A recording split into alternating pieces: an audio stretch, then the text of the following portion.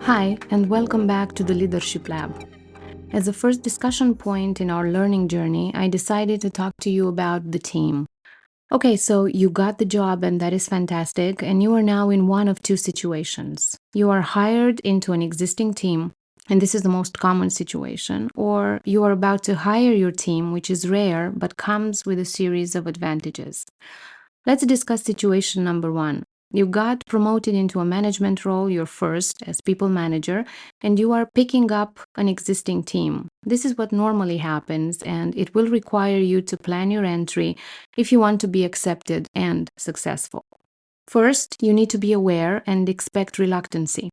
Any change is difficult to accept, and like it or not, you are stepping into some shoes that were correctly worn or left some ugly bruises. Both hypotheses require you to have a plan in place. Regardless of the situation, make sure your first action, if possible, is to meet with a former manager. That is the most important source of data about the team, about strengths and weaknesses, about high potentials and problematic employees, customer data, or company insights. Set up a meeting immediately and go prepared. Make a list of questions that absolutely cover the following aspects: the way the team used to be managed, the one-to-one frequency, team meetings frequency, how were the performance reviews held, improvement plan, team building events or non-work related activities, what are the current issues inside the team, what are the operational challenges, and very important, who is second in command. Every manager usually grows one of the team members to be his or her right arm, stand in when they are on leave or managing different important business-related issues. That person will be the second one you meet. If the former manager has left the business, you need to gather all the above data by talking to the team and identifying the second in command yourself. You can also discuss with the support teams like HR, recruitment, IT. They can also offer insights from interactions with the team that will help you form an opinion. At this point, you should have some relevant data about the team you will manage, so you can set up the first team meeting. This is a great opportunity to introduce yourself and gain some good points. My advice is to be very honest, real, admit you're nervous, admit this is your first role as a team manager. People always admire authenticity. They will see you as an honest and transparent person, and that is one important win.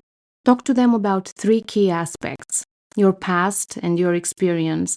They need to know who you are professionally, what is your educational background, your personal context, family, kids, passions you are comfortable talking about. This will show you as somebody that values personal time, that also has a life outside work. And of course, your strategy. What is your plan to integrate yourself in the team and bring success to the business? And this is basically the main purpose you are there. Make sure your message is not long and that is perfectly relatable and easy to understand. Also, assure them that one-to-ones will follow as you want to get to know each and one of them. Let's now go to the second scenario. You are a new manager about to hire your team. I mentioned this situation comes with a series of advantages, and let me elaborate on that. When you hire the people you are going to work with, you have the unique, great opportunity to search for talent that is compatible with your management style. For example, if you don't like micromanagement, you will look for an independent person that can operate with little guidance. This way, the relationship will go smooth and you will each benefit from the relationship. So step one, build an employee profile. What type of personality are you looking for? What kind of experience, or maybe no experience but potential?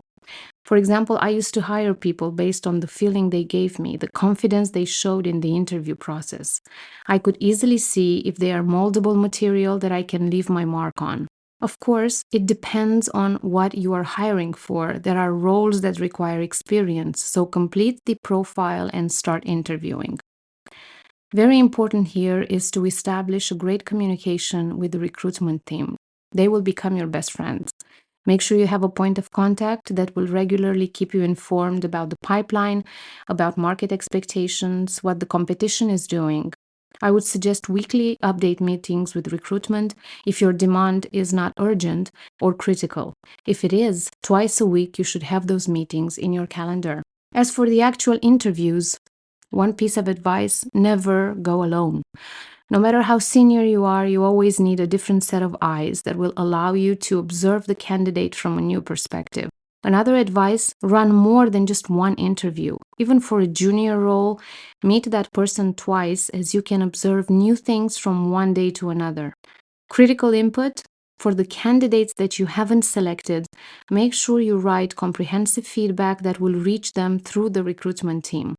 This is a great statement about the professionalism of your company, but also your own. Now that we addressed the two scenarios, let's see what can go wrong, because of course, there are a lot of things that can go wrong. Most commonly, they don't like you. And not because there is something wrong with you as a person, but simply because they really connected with a former manager, or the first impression wasn't so great. No matter the answer, the only way to go about this is perseverance.